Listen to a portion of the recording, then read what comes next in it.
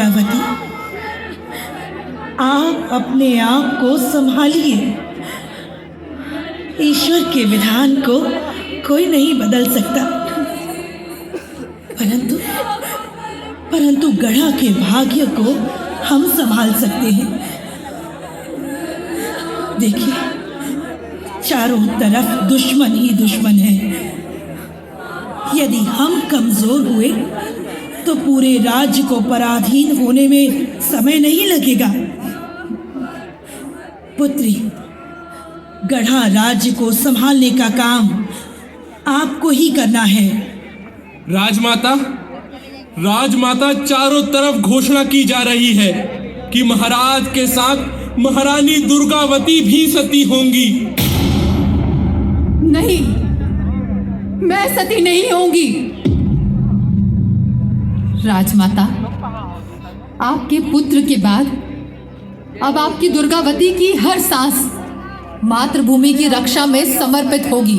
महारानी, मालवा के बाज बहादुर ने हम पर चढ़ाई कर दी है। क्या? उसके पिता शुजात खां को गुजरे हुए अभी कुछ ही दिन हुए कि उसने अपनी निगाह बदल ली। आधार सिंह जी, हम बाज बहादुर की हर ईंट का जवाब पत्थर से देंगे। सेना तैयार कीजिए। जो आज्ञा महारानी। रानी महारानी जो आए, माता दुर्गा जो आए, रणमा जूझे धर तलवारी।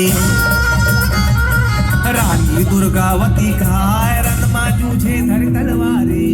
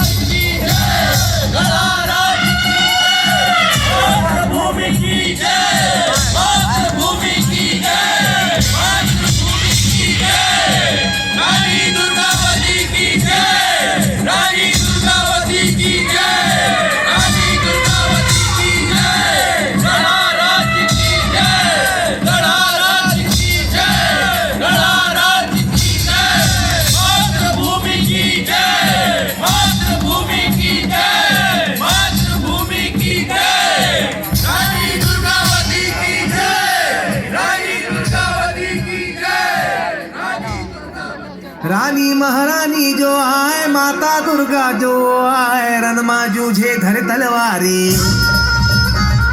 रानी दुर्गावती का आए, रणमा जूझे धर तलवारी।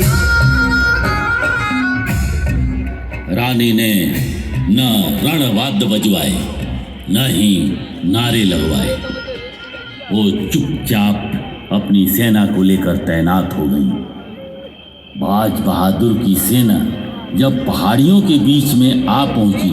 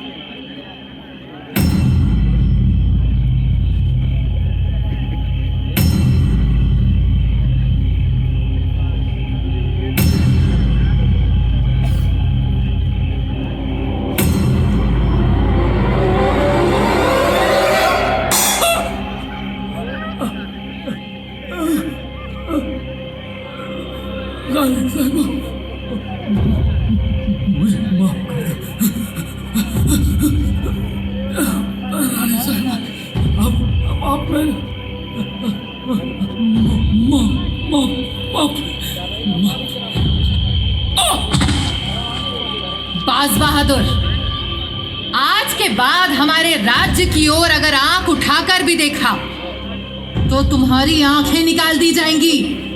जाओ, तुम्हें माफ किया। भागो भागो। रानी महारानी जो आए, माता दुर्गा जो आए, रणमा जूझे धर तलवारे। रानी दुर्गावती कहाए, रणमा जूझे धर तलवारे। राजा दलपत के रानी जी हो, रन चंडी कहाए, डगर डगर में ढोल हो। गढ़मंडला लालियो बजाए, डगर डगर में ढोल हो।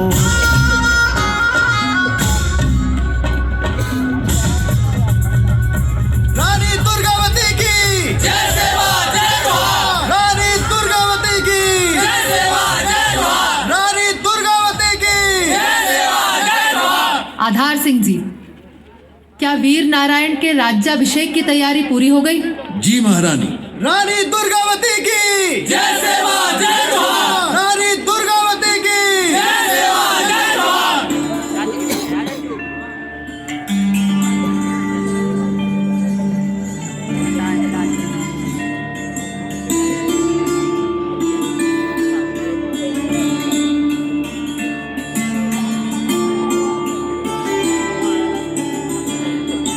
वीर नारायण की जय सेवा जय जोहार। वीर नारायण की।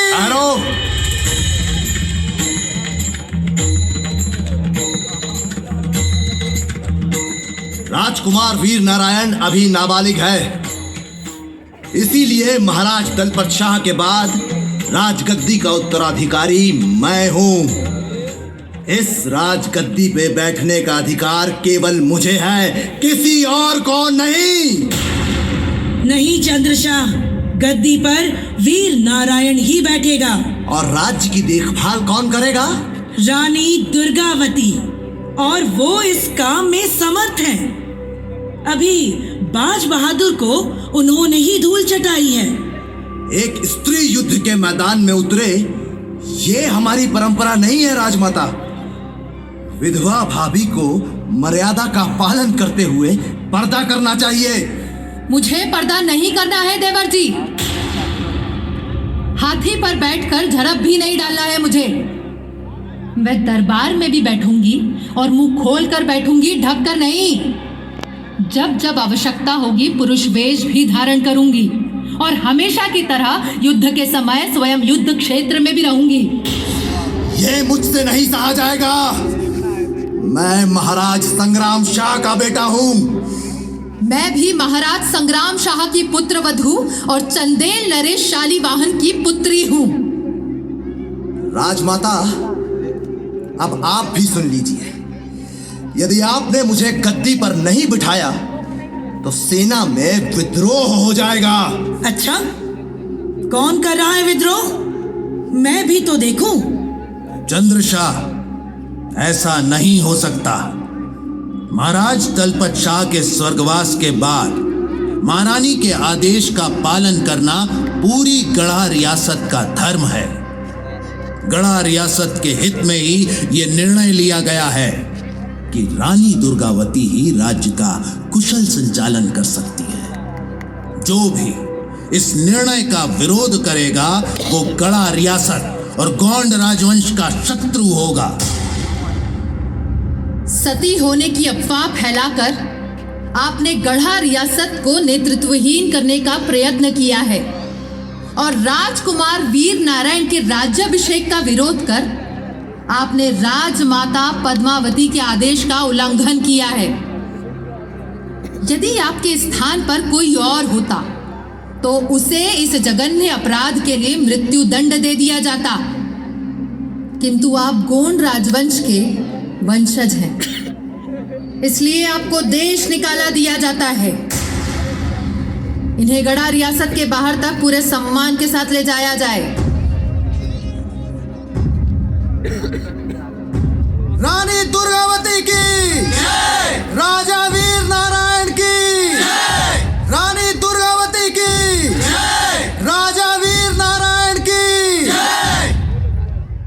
सबका बहुत बहुत धन्यवाद। महारानी दुर्गावती ना मैं आपको भरोसा देती हूँ कि जिस तरह से स्वर्गवासी महाराज के राज्य में निर्माण कार्य चल रहे थे वो वैसे ही चलते रहेंगे। महारानी दुर्गावती ना अकाल पीड़ित जनता के कर माफ किए जाएंगे। महारानी दुर्गावती ना साथ ही मैं अपने राज्य के युवाओं से अनुरोध करती हूँ कि राज्य की रक्षा के लिए वो सेना में भर्ती हों। महारानी दुर्गावती ना महारानी दुर्गावती ना प्रजा से हमारा कहना है कि कहीं से भी दुश्मनों के आने की आहट हो तो हमें तुरंत खबर करें।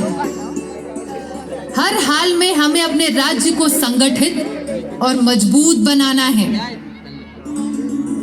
राज्य की सुरक्षा को ध्यान में रखते हुए हम अपनी राजधानी चौरागढ़ बनाएंगे।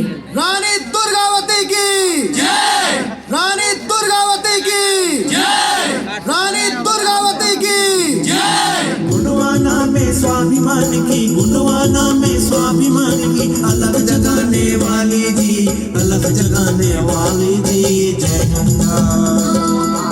जिस तरह से गढ़ा की गद्दी पर बालक वीर नारायण को बिठाकर रानी दुर्गावती शासन संभाल रही थी, ठीक उसी तरह दिल्ली की गद्दी पर अकबर को बिठाकर सल्तनत को संभालने में लग गया था बैरम खान।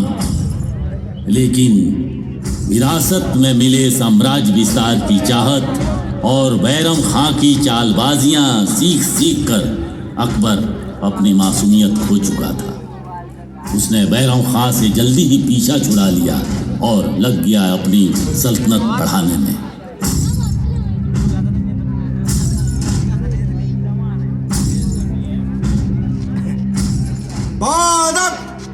बामुलाहिदा होशियार, शहंशाह हिंदुस्तान, जिल्ले इलाही, जिल्ले सुभानी, जलालुद्दीन मोहम्मद अकबर जलवा फरोज हो रहे हैं। वजीमरतिया हाँ आतिहिली यशुआ वगी बोरायागी बोरा मेरा हम्मा वगी बोरायागी बोरा मेरा हम्मा वजीमरतिया हाँ आतिहिली यशुआ वगी बोरायागी बोरा मेरा हम्मा वगी बोरायागी बोरा मेरा हम्मा।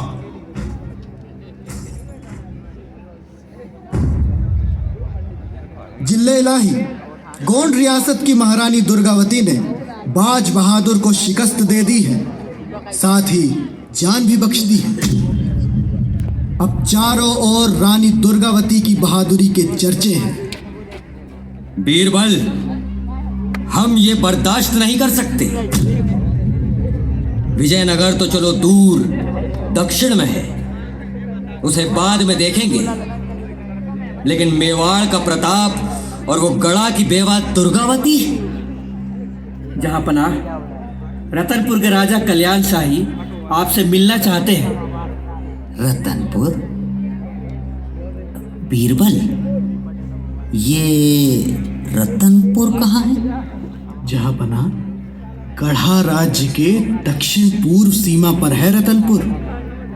अच्छा अच्छा, इजाजत है।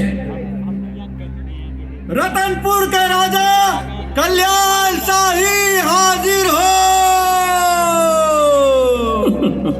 जहां पनाह का इकबाल बुलंद रहे। बताइए, हम आपके लिए क्या कर सकते हैं? जहां पनाह गोंड राज्य की महारानी दुर्गावती ने जब से बाज बहादुर को मात दी है, हमें पता है, तब से हम पड़ोसी राज्य उससे बहुत डरे हुए हैं। अरे वो कभी भी हमारे ऊपर आक्रमण कर सकती है। अगर ऐसा है तो उसने मालवा को अपने हाथ में क्यों नहीं ले लिया? अपने को महान दिखाने के लिए जहांपना। असलियत ये है कि ये मुगल सल्तनत को भी हथियाने की तैयारी कर रही है। अच्छा, भला वो किसके दम पर ऐसा कर रही है? एक तो उसे अपनी ताकत पर बहुत घमंड है हुजूर, दूसरा उसके पास एक नायाब हाथी सरमन और एक नायाब सलाहकार आधार सिंह है। इन दोनों को दरबार में हाजिर कराने का फरमान भेजो। क्या हुआ? अलीजा, अंदेशा है कि मूर्खतावश वो कहीं हुक्म की बेअदबी न कर दे। तब तो और भी अच्छा होगा। वजीमरतिया वादिहिली यशुआ ईजुज वगी बुरायागी बुरामेला अम्मा ईजुज वगी बुरायागी बुरामेला अम्मा वजीमरतिया वादिहिली यशुआ ईजुज वगी बुरायागी बुरामेला।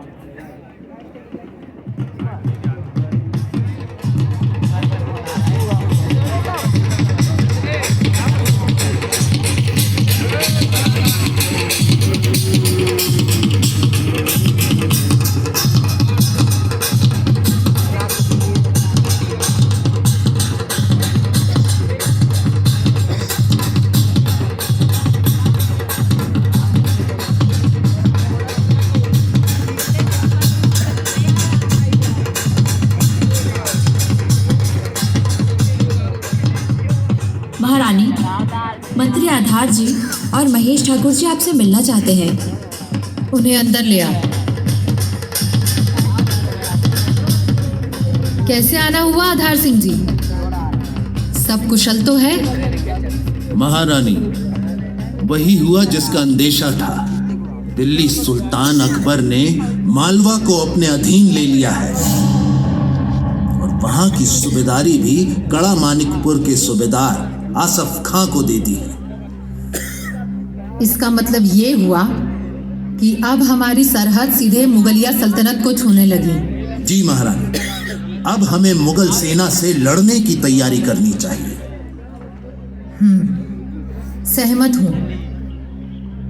हमारे पास तोपें नहीं हैं। तोप बनाने के लिए कुशल लोगों को ढूंढिए और दिन रात एक करके तोपें बनाना आरंभ कराइए। महारानी, मुगल बादशाह अकबर का संदेश लेकर एक दूत आया है। अंदर ले आओ उसे।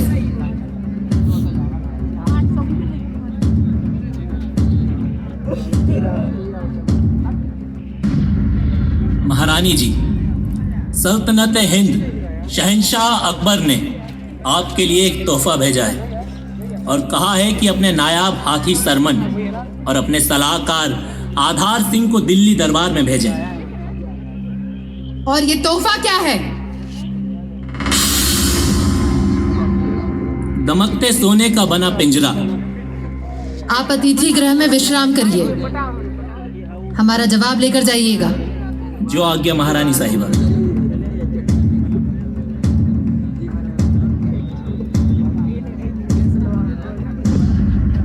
जलालुद्दीन की ये जुर्रत कि उसने सरमन और आधार सिंह जी को मंगवा लिया। वो ऐसा ही करता है महारानी। तो क्या आप इन्हें भेजेंगी? प्रश्न ही नहीं उठता। और इस पिंजरे का क्या अर्थ हुआ माँ? पुत्र, जलालुद्दीन ने इस पिंजरे को भेजकर हमें संदेश दिया है कि हम उसकी अधीनता स्वीकार कर लें। सही कहा महारानी। अधीनता? उस मुगलिया दूत को बुलाओ।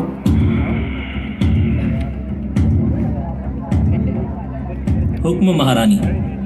अब आप जा सकते हैं। और हाँ, अपने जहांपनाह से कहिएगा कि हम एक स्वतंत्र राज्य हैं, उनके गुलाम नहीं। उनके तोहफे का जवाब हम जल्द से जल्द देंगे। जो हुक्म महारानी। माँ, ये हमारा बहुत ही बड़ा अपमान है। अवश्य ही, इसका उचित उत्तर आवश्यक है। अगर हम चुप रह गए तो इसे हमारी कायरता समझा जाएगा। वो तो ठीक है, परंतु उत्तर क्या दिया जाए? एक पिंजना बनवाइए सोने का। पिंजना? पिंजना क्या होता है माँ? उसने मुझे पिंजरा भिजवाया है ना, हम उसे कपड़ा बुनने का पिंजना भिजवाएंगे, उसके काम आएगा। परंतु सोने का? हाँ, ठीक उतने ही वजन का, ना एक रत्ती ज्यादा ना एक रत्ती कम। जलालुद्दीन को पता चलना चाहिए कि हम कोई भिखारी नहीं हैं। और इसे लेकर कौन जाएगा? मैं जाऊंगा, यदि महारानी उचित समझे। उचित है, आखिर उस मूर्ख को पिंजना भिजवाने का अर्थ भी तो बताना होगा। शीघ्र कार्रवाई की जाए।